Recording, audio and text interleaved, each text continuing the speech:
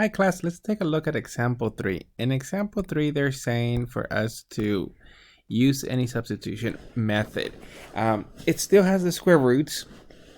Now, because they're mentioning to use any substitution method, it may turn out to be really messy to use the substitution method, meaning the trig substitution.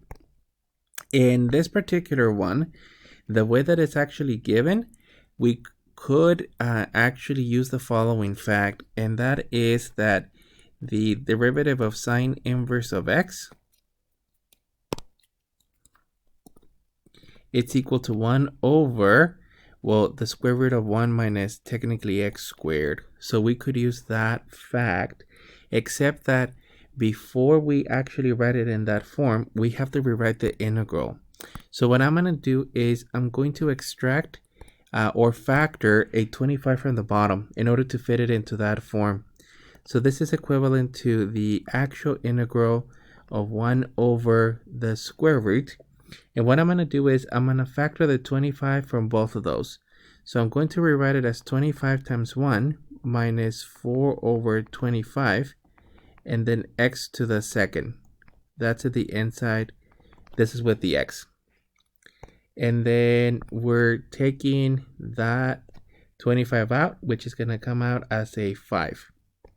So for this one, this is equivalent to a 1/5 integral of dx over the square root of 1 minus, and let me write it as 2/5 of x to the second. This is so that we have it almost on the correct form.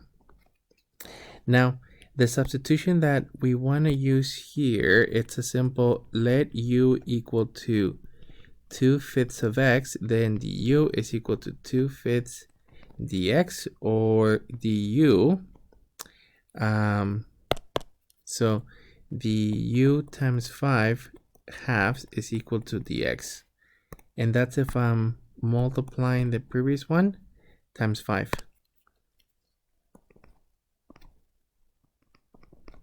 Actually, we want 5 halves so that these two cancel. Okay, so back to the integral. And we're still looking at, this is now 1/5 integral. And, well, you're going to have 1 over the square root of 1 minus technically now u squared.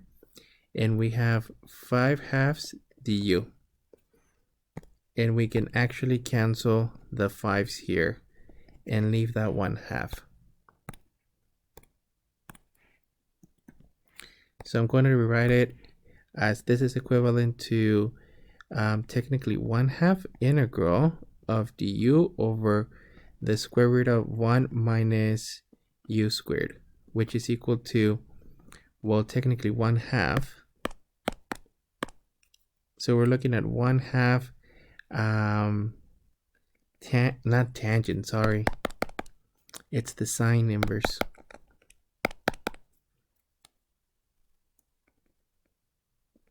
Sine inverse, and u is actually the 2/5 of x plus the constancy.